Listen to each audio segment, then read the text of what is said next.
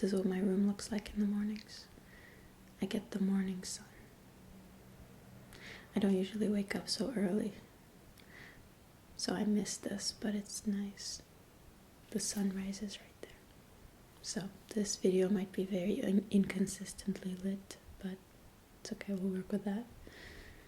So I had a thought this morning, and I wanted to share it with you all. I think I finally figured out why I wasn't allowing myself to want things. It's not because I didn't want anything. It's because wanting things comes with so much potential pleasure, but also so much potential pain. And, for the longest time I've been saying, maybe this is as good as it gets. Maybe this is as good as it gets. That phrase has been my best friend. If you don't know, it's based off of this movie with Jack Nicholson called As Good As It Gets. It's a really good movie. If you haven't seen it, check it out. But it's a very unconventional love story about Jack Nicholson, who has OCD, and this woman that he meets. And the woman is like, this is the last man on earth I would want to be with, but they end up falling in love. And it's so real and so flawed, but at the end of the movie it's like, maybe this is as good as it gets. Like, this world is flawed, this world is messed up, but people can still find love. And sometimes it doesn't look the way you think it's gonna look. I'm sorry if I cry throughout this. I'm sorry if I cry. I'll try not to, but I can't promise anything.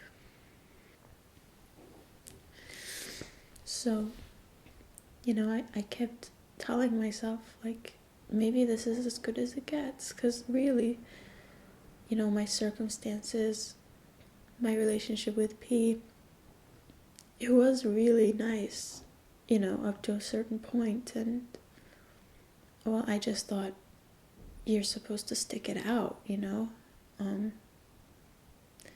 like the universe, God, whatever, put you together with this person and you had a great connection, so you're supposed to stick it out. Like, maybe this is as good as it gets. And I truly believe that. As time goes on, like, there's certain realities you can't deny. One of those realities was, like, the passion just not being there at all. I'm not going to go into details, but I'm pretty sure you know what I'm getting at here. I didn't allow myself to want that, even though I did. That was a big part of our relationship at one point, and even regardless of whoever I'm with, I want that. But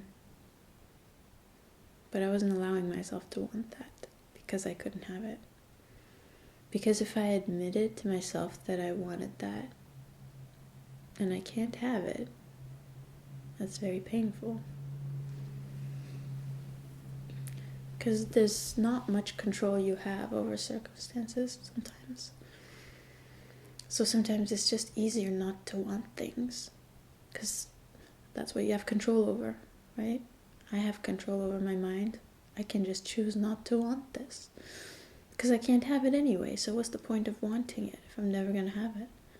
So, I kept bobbing along, not allowing myself to want things, and really believing that I don't want anything. And to a certain extent it was true. Like, I didn't want a lot of things that other people might want. Like, I don't want more stuff. I don't want more money. I don't want more success, thrills, whatever other people might want in this world. Like, I was fine with having just, like, the bare minimum and nature. That's my jam. Like, I just need nature and a shelter and a warm shower. Very important. A bidet is nice too, but a warm shower is essential. Some food, some music, like, that's about it. right? So I really believed myself when I was telling myself that I didn't want anything, right? But there was something very essential missing that I did want deep down in my soul, and because I couldn't have it, right? I couldn't want that. And I don't want anything else, so like, and if this is as good as it gets, what's the point of wanting? I think the Buddhists really like got stuck on this point, and they just kind of gave up and were like, okay, we're not going to want anything, and that's the basis of our religion now. Like, that's the basis of our, what is it, like, ideology, and we're just going to focus on ourselves and not want anything, because fuck this world. Like, this world is fucked. Like, this world is so fucked, and you have so little control over it that, like, whatever, we're just gonna, like, discipline ourselves, discipline our minds, and not fucking want anything. Like, it's nice in theory, but I don't want to be a Buddhist monk and, like, detach from this world completely. Like, I'm already pretty detached as it is, but I don't know. I want to stay with my body and its stupid little desires. Because I think there's something in there, like there's something there that I want to experience in this life. And, you know, I think the conclusion I'm coming to is it's not about not wanting things, because you will, whether you want to admit it to yourself or not. It'll just be a subconscious desire that you have. No, but the key is allowing yourself to want that, whether it means pain or pleasure. Whether it's the potential pleasure of having the thing that you want, or the potential pain of never having it. I think it's still worth the journey.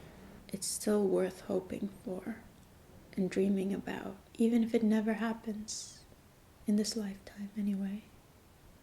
And you know what? It hasn't happened so far anyway, and I survived. So what's so bad about actually letting myself want things? Even if they never happen, I know I'll survive. And maybe if I actually let myself dream, like, it'll happen more in my dreams, which is nice. If you don't know me, I have like really realistic dreams to the point where I can't tell them apart from this reality. Like, the only way I know it's a dream is if I end up waking up at one point. Other than that, like, I'm clueless. That's real as much as this is real. And maybe one day I'm gonna wake up out of this one and go, oh shit, it really was a dream. Like I thought it was. It was just like a really long dream. I think I'm gonna make the executive decision to allow myself to want things now. I think I'm strong enough for it. I think for the longest time I wasn't strong enough for it. The pain aspect. You know, I went through a phase of like really deep depression in my teens where I was really numb for a long time. And they put me on antidepressants, which only make you more numb, so like that didn't help. But one thing I learned from that experience is that I would rather feel pain than not feel anything at all. So knowing that makes this decision a little bit easier.